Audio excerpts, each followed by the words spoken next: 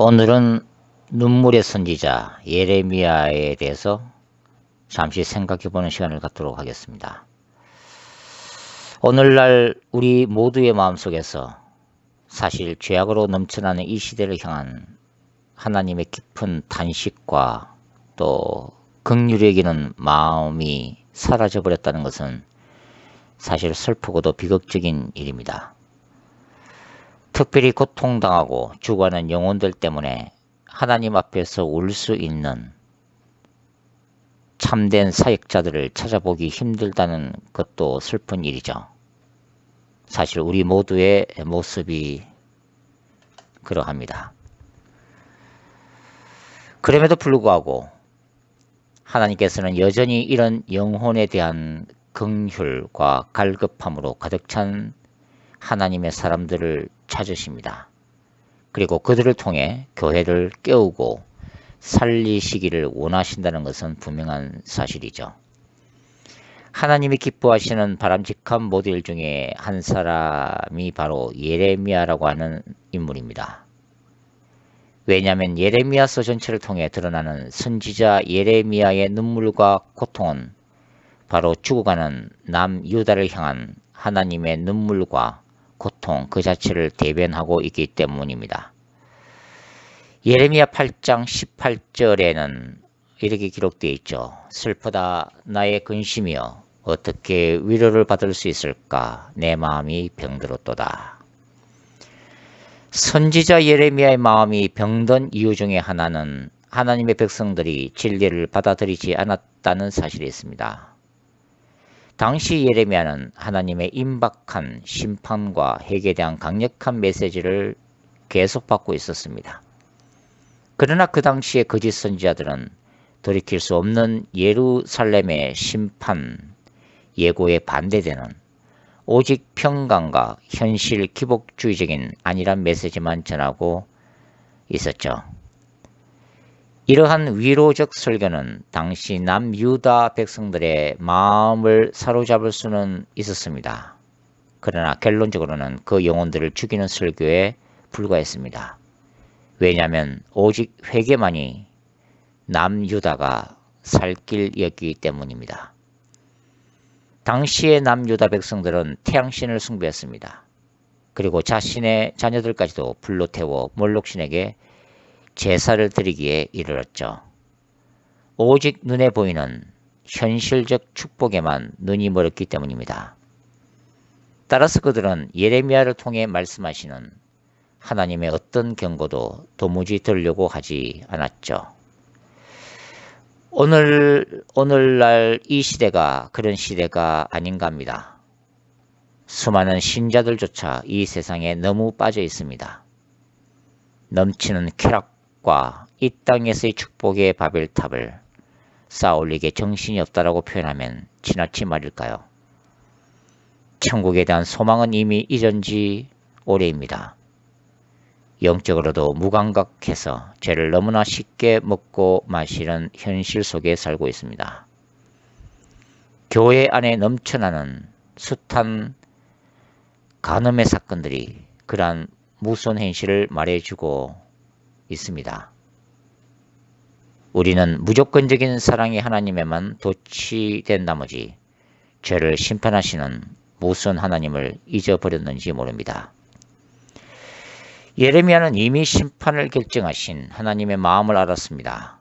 하나님은 남유다를 위해 예레미야가 중보 기도하는 것조차 금지하셨죠. 예레미야 8장 19절 상반절은 남유다를 향한 예언적 메시지입니다. 딸 내 백성의 심히 먼 땅에서 부르짖는 소리로다. 여호와께서 시온에 계시지 아니한가? 그의 왕이 그 가운데 계시지 아니한가? 예레미야는 멀리 바벨론 땅으로 끌려가서 울부짖는 백성들의 소리를 이미 듣고 있었다는 것입니다. 왕이신 하나님께서 예루살렘 성전과 이스라엘 가운데 계시지만 하나님의 백성들인 대적에게 짓밟힘을 당하고 예루살렘 전체가 피바다로 변하면서 멀리 이교도의 땅에 포로로 끌려가서 고통을 당하는 미래적 울부짖음이 이미 선지자 예레미야의 귀에는 들려오고 있다고 하는 거죠.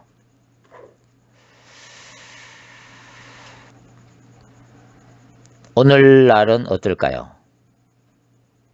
신자들이 끊임없이 죄를 범하면서도 역설적으로 끝까지 축복만을 받고 형통함을 누린다는 것은 무서운 저주이며 심판일 수도 있습니다.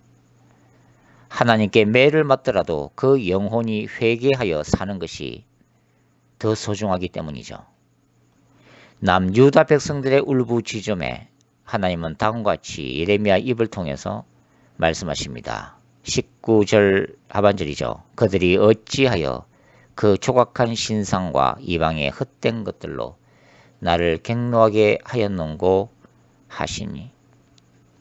우리는 참 미련한 존재들이라고 생각합니다. 하나님이 고난과 시련의 매를 들기까지 도통 깨닫지 못하는 그런 존재가 우리가 아닙니까? 그러나 그렇게 모질게 맞고 깨어지고 바벨론 땅에 끌려가서도 깨닫지 못할 남유다 백성들의 완악함에 마침내 예레미야는 통곡하고야 맙니다. 하나님은 그들의 미련함을 아시고 이렇게 말씀하시죠. 추수할 때가 지나고 여름이 다였으니 우리는 구원을 얻지 못한다 하는도다. 바벨론 포로 땅에서의 미련한 이스라엘의 탄식입니다. 팔레스틴의 4월 5월 6월은 곡식이 익는 추수기입니다. 그러나 수확의 시기도 지나가고 7, 8월에 여름 과일이 익어가는 계절마저 지나가지만 열매 없는 흉년의 저주를 받은 것처럼 삶 속에서 어떤 결실도 열매도 맺지 못하고 소망마저 잃어버린 백성들처럼 포로의 신세로 전락해버린 난유다가 토에 넣는 깊은 탄식의 소리입니다. 이런 남유다 백성들의 미련함과 고뇌에 찬 고통스러운 절규 때문에 선지자 예레미야의 눈에서는 끊임없이 눈물이 흘러넘칩니다. 바로 예레미야를 통해 통곡하시는 하나님의 눈물이기도 하죠. 딸 내 백성이 상하였으므로 나도 상하여 슬퍼하며 놀라움에 잡혔도다. 길앗에는 유황이 있지 아니한가? 그곳에는 의사가 있지 아니한가? 딸 내 백성이 치료를 받지 못하면 어찌 됨인고? 설교자 예레미야는 메신저인 자신과 자신의 메시지를 듣는 청중인 유다 백성들을 결코 분리하여 생각하지 않았습니다. 사실 예레미야 자신조차도 하나님의 준엄한 심판 아래 멸망당할 수밖에 없는 유다 백성들 가운데 존재하는 한 사람을 생각했죠. 유다 공동체의 죄악을 자신의 죄악과 동일시하는 아픔이 선지자인 예레미야에게 먼저 있었습니다. 그리고 그 결과적으로 자신이 선포하는 그 고통스러운 메시지 때문에 예레미야 자신이 더욱 고통을 당한 설교자이기도 했죠. 예레미야는 유다 공동체의 죄악을 향한 하나님의 거룩한 분노의 대변자였으며 동시에 하나님이 심판할 수밖에 없는 그리고 멸망당할 수밖에 없는 유다 백성들의 운명에 가슴 아파했던 선지자였습니다. 하나님의 긍휼은 우리 자신조차도 하나님의 진노 아래 있는 똑같은 죄인이라는 것을 깊이 인식할 때 시작되죠. 하나님 앞에서는 이미 용서받은 죄인과 아직 용서받지 못한 죄만이 존재할 뿐입니다. 그럼에도 불구하고 우리가 그리스도 안에서 의인이라고 말할 때 우리는 죄를 이기고 승리할 수 있는 소망을 바라봅니다. 다시 말해서 그리스도의 초림과 재림 사이에 있는 예수 그리스도의 교회는 다시 오시는 하나님 안에서 이미 종말론적인 공동체의 성격을 가지고 있고 때로는 죄의 권세 아래 심판의 경고를 받기도 하지만 궁극적으로 죄와 악의 권세를 이길 그리스도 안에서의 궁극적인 소망을 붙들어야 하는 존재입니다. 이는 인간과 죄악된 교회 공동체를 바라볼 때 우리가 오직 깊은 회개와 보혈의 능력을 통해서만 현 시대의 죄를 이길 수 있다는 것을 의미하죠. 죄악된 인간 자체를 향한 깊은 이해와 사랑이 결여된 사역자들은 자신을 하나님과 동등한 심판자의 자리에 세우는 교만으로 가득 찰 뿐입니다. 참된 선지자의 영성을 소유한 사역자들은 죄 때문에 고통당하는 인간들의 바로 그 죄악을 자신의 가슴에 안고 울며 중보 기도하는 사람들이고, 영혼들을 위해 기도 가운데 투쟁하는 사람들이고, 지옥으로 떨어지는 이 땅의 영혼들 때문에 자신의 영혼 깊숙이 통곡의 눈물이 마를 날이 없는 그런 사람들이기도 합니다. E.M. 바운즈는 인디안 선교사였던 데이비드 브레이너드가 얼마나 영혼들을 위해 기도하는 사람이었는지를 적고 있습니다. 그의 책에 따르면 브레이너드는 통상적으로 해가 지기 전부터 캄캄해지기까지 시간 가는 줄도 모르고 기도하는 기쁨의 극지 속에 있었던 사람이죠. 그리고 온몸이 땀으로 젖었지만 그가 한 일은 아무것도 없는 것처럼 느낄 때가 많았던 그런 사람으로 증거하고 있습니다.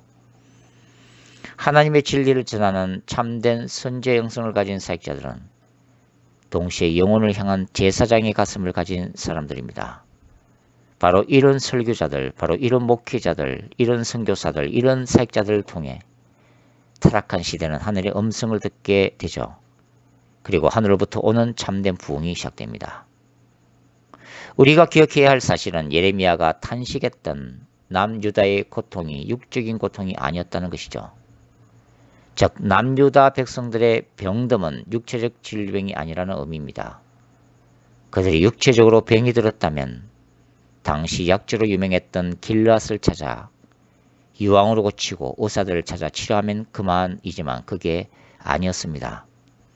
왜냐하면 남유다는 영적으로 병들고 죄악으로 병들어 죽어가고 있었기 때문이죠. 회개만 하면 되는데 회개를 하지 않는다는 것입니다.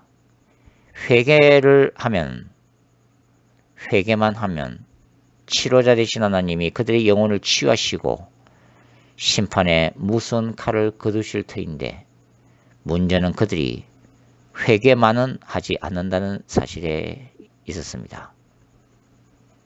유일한 치료법인 회개 자체를 거부하는 백성들 앞에서 설교자, 선지자 예레미야가 무엇을 할 수 있단 말입니까? 아니, 전능하신 하나님조차도 도대체 어떤 긍휼을 그들에게 베풀 수 있단 말입니까? 살아날 수 있는 길을 모르는 것도 아닌데 스스로 멸망의 불 속으로 뛰어드는 남유다 앞에서 공의로우신 하나님께서 무엇을 하실 수 있었을까요? 예레미야도 하나님도 강팍한 남유다 앞에서 통곡하실 수밖에 없었습니다.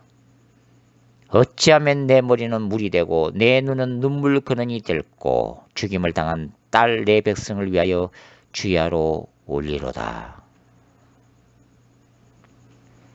오늘날도 수많은 영혼들이 지옥으로 달려갑니다. 예수 그리스도의 복음을 거부하고 스스로 지옥불 속으로 자신을 집어넣죠. 죄를 지으면 안 되는 줄 알면서도, 회개를 해야만 하는 줄 알면서도 눈앞의 쾌락 때문에, 그리고 거부하지 못하는 세상의 유혹 때문에, 그 배후에 역사하는 사탄의 미혹 때문에 자신의 영혼이 죽어가는지도 모르고 멸망으로 달려갑니다. 교회 밖에 완악한 불신자들을 보시면서 예수님은 지금도 통곡하시죠. 교회 안에서조차 비록 예배는 드리고 봉사는 하면서도 죄를 끊임없이 먹고 마시면서 회개 한 번 하지 못하고 하나님의 진노를 쌓아가는 이런 뿌린 신자들의 영혼 때문에 하나님은 지금도 통곡하십니다. 그러나 이 하나님의 통곡은 죄악에 대한 하나님의 거룩한 진노 때문만은 아닙니다.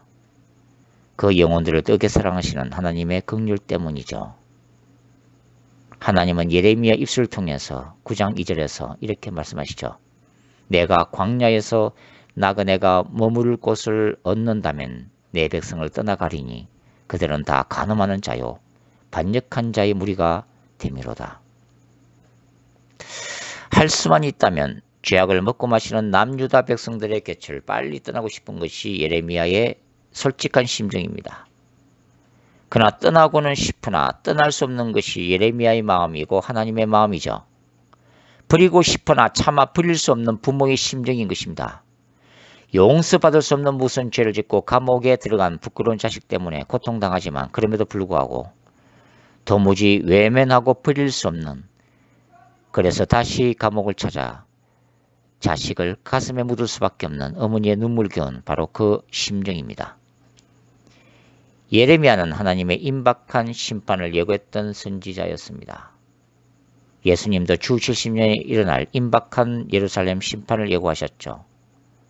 날마다 눈물로 탄식했던 예레미야처럼 예수님도 감람산에서 예루살렘 성읍을 바라보시면서 눈물로 깊이 탄식하셨습니다.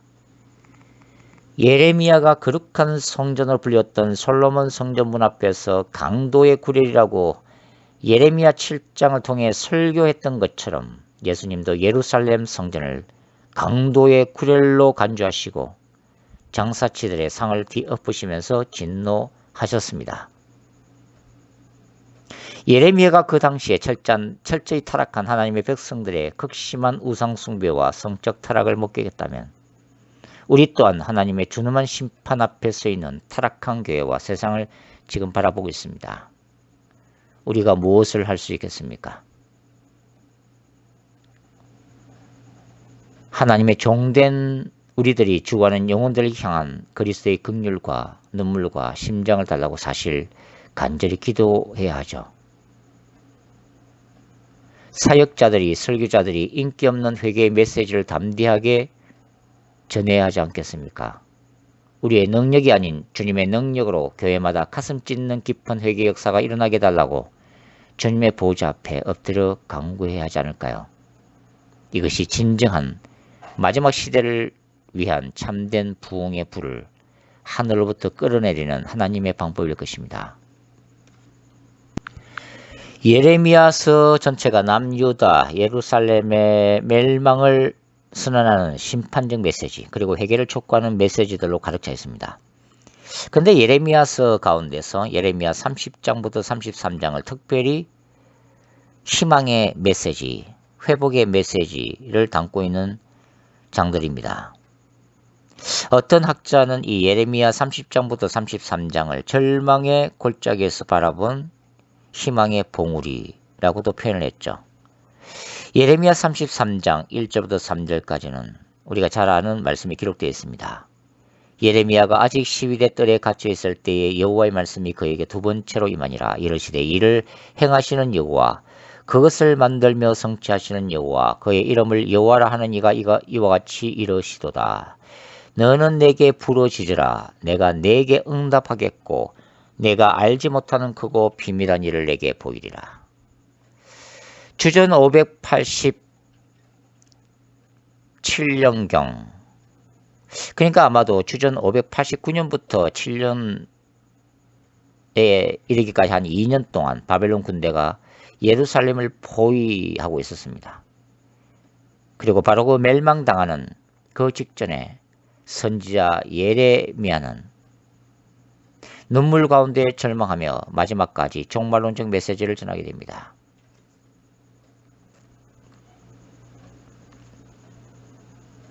우리가 예레미야 33장을 제대로 이해하기 위해서는 예레미야 32장을 먼저 살펴보는 것이 좋습니다. 바벨론 군대에 의해서 예루살렘 성읍이 포위되어 있는 그 상황, 하나님은 예레미야에게 아나돗에 있는 밭을 사라고 말씀하시죠. 이미 아나돗은 바벨론 군대에 의해 정복되고 짓밟힌 땅입니다. 그런데 그 땅을 사는 것이 무슨 소용이 있을까요? 그러나 선지자이라면 하나님의 말씀에 순종해서 그 밭을 구입하기로 결정하고 정서를 작성하여 토기에 넣고 땅에 묻습니다. 당시 아나돗은 예레미야의 고향으로 제사장 아론의 자손에게 주어진 성읍이었고 제사장 마을이었습니다. 하늘과 땅을 지으신 하나님께서 팔레스틴의 보잘것없는 작은 땅 아나돗의 밭을 통해 놀라운 그분의 뜻을 예레미야에게 계시하신 것입니다. 예레미야는 순종함으로 미래적 하나님의 뜻을 현재적으로 선포하는 하나의 예언적 활동으로서 아나돗 땅을 계약한 셈이죠. 즉 이러한 행동을 통해 언젠가는 무너진 성읍이 다시 회복될 때가 올 것이라는 하나님의 예언적 메시지를 주변 사람들한테 눈으로 보여준 것입니다. 바로 이스라엘을 향한 하나님의 궁극적인 회복 메시지였습니다. 예레미야 33장은 32장에서 계시된 하나님의 계획에 대한 더 구체적인 계시이고 선지자 예레미야가 받은 사명에 대한 하나님의 재확인입니다. 하나님은 시위대 뜰 안에 있는 감옥에 갇혀 말할 수 없는 심리적인 절망감과 고통 속에 빠져 있는 당신의 종 예레미야를 방문하셨습니다. 사실 예레미야는 처음부터 선지자로서의 사역에 대해 어떤 의지를 가지고 적극적으로 자원한 사람이 아니었죠. 이사야의 경우와는 다릅니다. 이사야 6장에서 그 부르심에 응답해서 제가 여기 있나이다. 저를 보내주십시오. 라고 적극적인 의지를 밝히죠. 그러나 예레미야는 모세처럼 선지자로서 부르심을 받았을 때 주저했던 사람입니다. 그럼에도 불구하고 하나님의 강근적인 역사로 사역을 시작할 때 예레미야도 그 나름대로 사역에 대한 꿈과 비전을 가지고 있었습니다. 회개의 역사를 선포하면 하나님으로부터 온 진리의 말씀이라고 그가 가르치면 남유다가 하나님의 말씀에 귀를 기울이고 회개함으로써 바벨론에 의한 심판을 면할 수 있을 것이라고 예레미야는 기대했을 것입니다. 온 예루살렘 성읍이 회개의 역사로 뒤덮이는 야심찬 비전, 그래서 사단의 견고한 진인 우상 숭배의 가정한 재단이 와르르 무너지고 하나님을 향한 그 순수한 사랑과 열정이 다시 회복되어 예루살렘 성읍이 하나님이 세우신 거룩한 제사장 국가로 다시 축복받는 그런 꿈을 예레미야는 아마도 꾸었을 것입니다. 그러나 그런 일은 결코 일어나지 않았죠. 때로는 그의 말씀사이기 숱한 반대에 부딪히면서 그가 실패의식과 좌절감 때문에 무너질 때조차도 예레미야는 가슴속에 타오르는 하나님을 향한 불 때문에 답답해서 견딜 수 없었고, 그래서 분연히 다시 일어나 말씀을 외쳤지만 그때마다 쓰라린 실패를 반복적으로 경험해야만 했습니다. 그가 선포한 하나님의 말씀은 남유다 백성들의 발 아래에서 먼지가 되어 초라하게 뒹굴 뿐이었죠. 특히 종교 지도자들이었던 제사장들과 다른 선지자들이 예레미야를 대대적으로 박해했고 일반 유다 백성들이 그의 메시지에 귀를 틀어막고 그를 멀리했을 뿐만 아니라 고향 아나돗에 있는 예레미야의 친구들과 가족들마저 그를 저버렸습니다. 예레미야 11장 21절에 이렇게 기록되어 있죠. 너는 야훼의 이름으로 예언하지 말라. 두렵건대 우리 손에 죽을까 하노라. 철저히 인기 없는 설교자, 평강의 시대에 무슨 공포를 몰고 와서 사람들의 신기를 불편하게 만들면서 비관적인 미래말을 만들어가는 사역자, 이 땅에서 축복받고 평안하게 살기를 원하는 백성들에게 그 희망을 꺾고 절망감으로 떨어지게 만드는 선지자, 친바벨론 정책을 주장하면서 조국의 멸망을 예언하는 매국노적인 설교자, 이것이 예레미야에게 붙여진 당시의 평판이었죠. 이러한 대중적 비판 가운데 행해진 예레미야의 사역은 말 그대로 그 열매가 보이지 않는 힘들고 고독한 사역이었던 것입니다. 예레미야가 시위대 뜰 감옥에 갇혀 있을 때 그의 마음속을 온통 채웠던 극심한 혼란과 고뇌들이 있었습니다. 그런 것들이 외롭고 고독한 선지자를 더욱더 고독하게 만들었고 더욱더 힘들게 만들었죠. 예레미야가 도대체 무엇 때문에 이 열매 없는 말씀을 계속 전해야만 하는가? 북방군대의 바벨론이 온다는 것, 회개하지 않으면 모두가 멸망을 면치 못할 것이라는 것, 그것이 우상을 숭배한 남유다에게 주시는 하나님의 심판이라는 것, 예레미야 설교 이 핵심적인 메시지가 국가의 멸망을 이제 눈앞에 둔 이 비극적인 시점에서 무슨 소용이 있단 말인가? 예고된 그 심판은 이제 하나님의 말씀대로 현실로 이루어져 가고 있고 바벨론 군대에 의해 성읍은 애워싸여 예레미야 기전에는 이미 유다 백성들이 칼에 맞아 죽어가는 소리, 성읍의 아낙네들이 공포에 질려 울부짖는 소리, 애기벤 여자들이 잔인하게 죽임을 당하고 성전의 기물들이 탈취를 당하며 예루살렘 성전과 온 성읍이 불길에 휩쓸려 폐허로 변해가는 그 모습이 이미 생생한 환상처럼 예레미야의 눈앞에 펼쳐지고 있었습니다.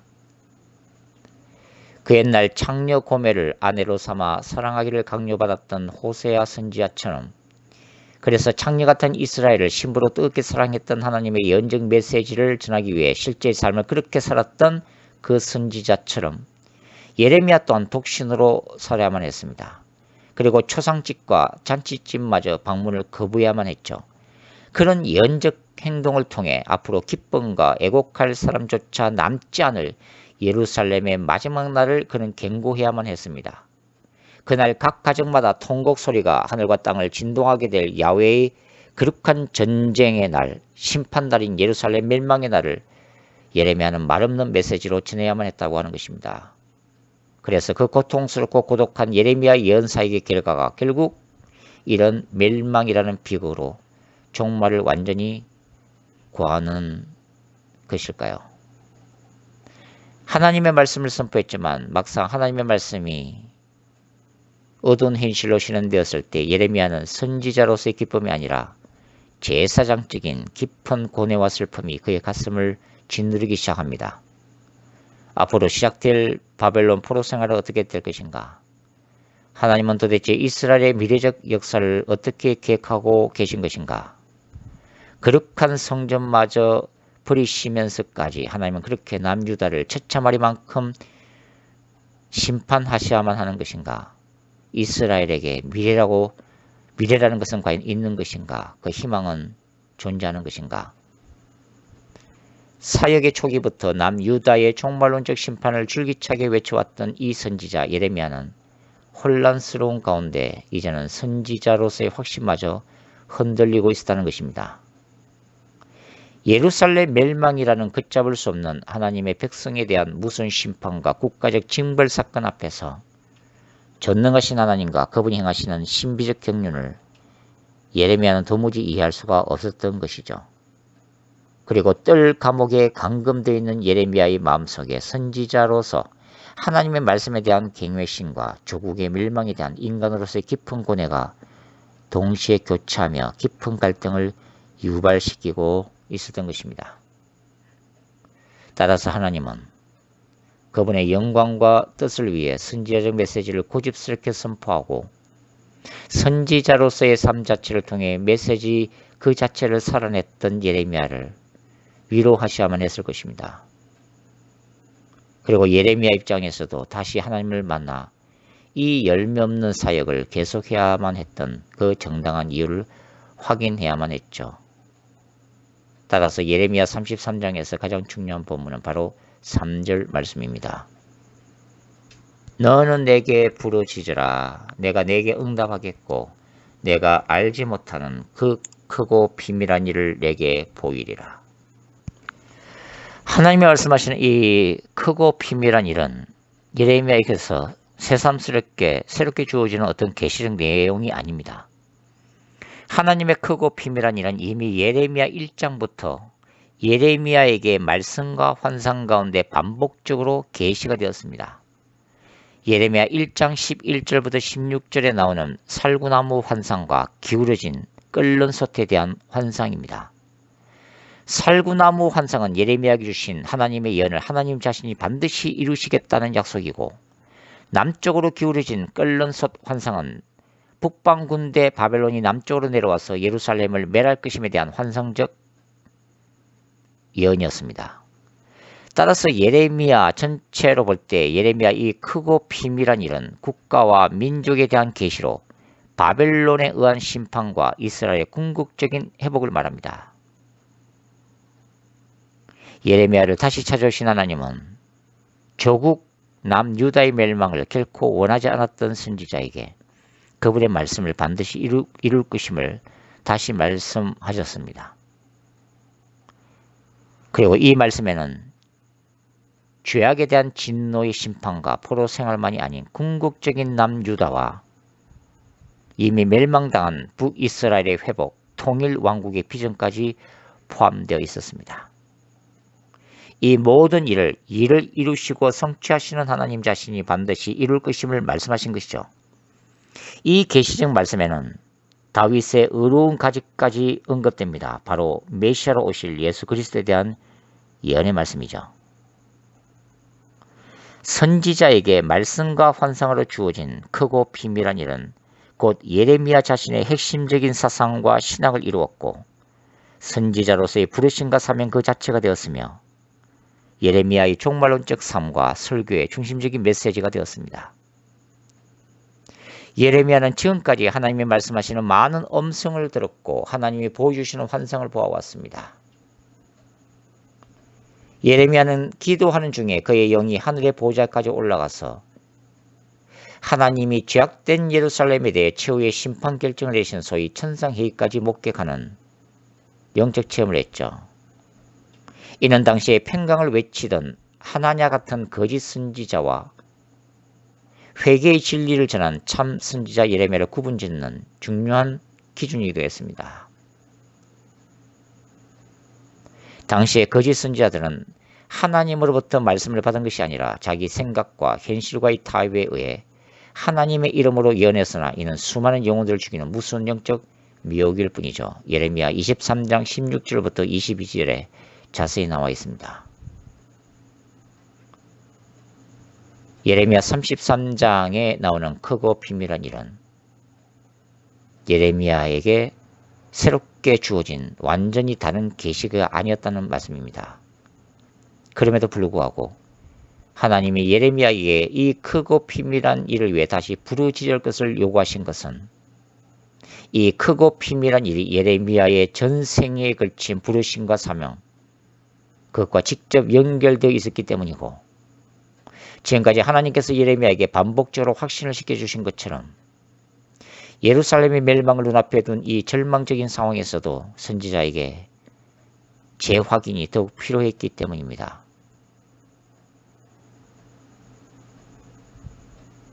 왜냐하면 예레미야가 붙들어야만 했던 이 크고 비밀한 일에 대한 종말론적 신학과 메시지는 훗날 바벨론으로 끌려간 이스라엘 백성들에게는 선지자에게 임한 하나님의 말씀이 예언대로 성취되었음을 나중에라도 깨닫게 만들었고 이스라엘을 회복시키고자 하는 하나님의 약속을 붙들고 다시 돌아갈 소망을 품게 만들었기 때문입니다. 즉 예레미야의 메시지는 현재적 유다 백성에게는 회개를, 미래적 후손들에게는 소망을 붙들게 만들었다고 하는 거죠. 예레미야가 선포한 이 크고 비밀한 일에 대한 메시지는 바벨론 70년 포로 생활을 끝내고 귀환한 하나님의 백성들을 통해 훗날 스룹바벨 성전을 중심으로 하는 새 시대를 창조하시고자 하는 하나님의 큰 비전을 이루게 됩니다. 결국 크고 비밀한 일은 예레미야의 개인적 뜻을 이루고자 하는 것이 아니라 하나님의 뜻을 이루고자 하시는 하나님 자신의 계시였던 셈이죠. 때때로 하나님은 우리에게 크고 비밀한 일을 보여주시기도 합니다. 처음에는 그것이 나를 위한 하나님의 뜻과 축복인 줄 알지만 나중에서야 그것이 나를 위한 것이 아닌 철저히 하나님의 영광을 위한 것임을 깨닫습니다. 하나님은 이것을 깨닫고 순종하는 것이 축복이라고 말씀하시죠.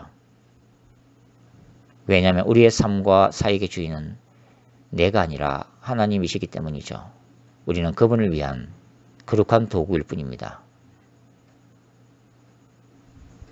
따라서 예레미야가 지금까지 외쳐왔던 바로 그 메시지가 예레미야에게는 하나님을 위한 크고 비밀한 일이 되어야만 하고 죽는 그 순간까지 예레미야는 절망 가운데서도 그 말씀을 전해야만 한다는 의미가 됩니다.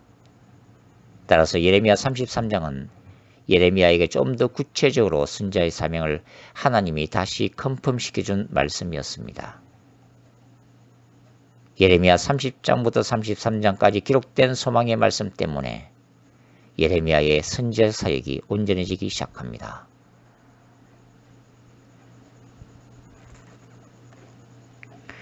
예레미야에게 임한 심판의 메시지, 그러나 예레미야에게 통한 회복의 메시지, 예레미야의 주된 사역인 회개와 심판 메시지를 넘어선 이스라엘의 회복 메시지, 그것이 예레미야에게 임한 크고 비밀한 일이었다는 것입니다. 바로 이 말씀이 절망 가운데서도 선포하는 희망의 신학이었고, 예레미야가 절망의 밤에 바라본 종말론적 비전이었던 셈입니다.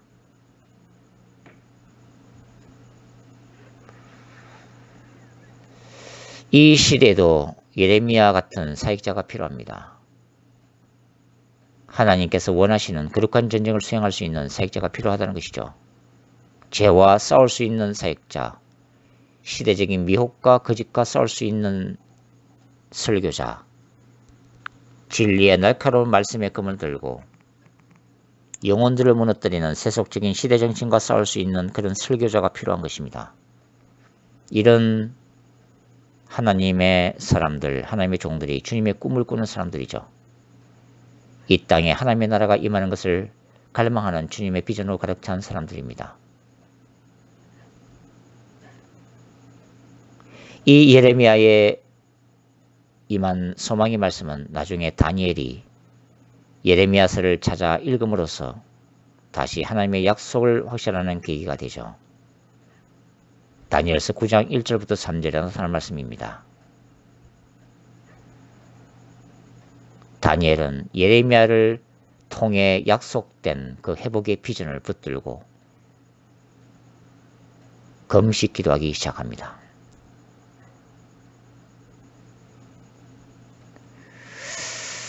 사역자 중에서도, 설교자 중에서도 때때로 절망의 밤을 보내는 분들이 많습니다. 주님으로부터 온 말씀을 받았음에도 불구하고 또 그것이 힘겨운 현실 가운데 그 소망이 사라지는 것을 날마다 바라보고 있는 설교자들도 적지 않습니다. 모든 것이 끝났다고 생각할 수도 있죠. 시위대 뜰에 갇힌 예레미야의 모습은 그의 힘겨운 삶과 사역 그 자체를 대변하고 있습니다. 그럼에도 불구하고 그는 남유다가 멸망되어가는 바로 그 마지막 순간에도 하나님으로부터 온 이 회복 메시지를 소망 가운데 붙듭니다. 자신의 시대에 그의 말씀 사역은 실패했지만, 그런 열매를 보지 못했지만, 그러나 하나님께서는 예레미야의 사역을 먼 훗날까지 연장시키십니다. 그가 선포했던 심판과 구원의 메시지를 통해서 말입니다. 저와 여러분에게도 이 크고 비밀한 일이 존재할까요? 하나님이 저와 여러분을 통해서 붙들기를 원하는 비전, 우리 각자가 부르심을 받은 그 소명의 자리, 우리의 인생을 통해서 주님이 이루실 일, 우리 각자를 통해서 이루실 주님의 크고 비밀한 일이 존재할까요?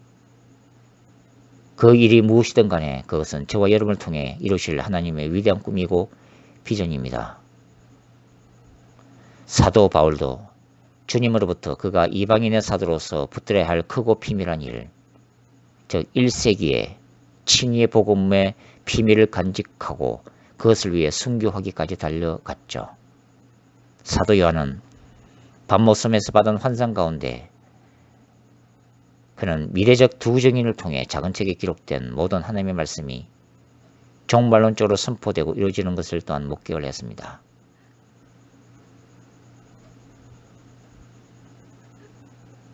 우리가 이 땅에서 모든 일을 다 성취하고 갈 수는 없습니다.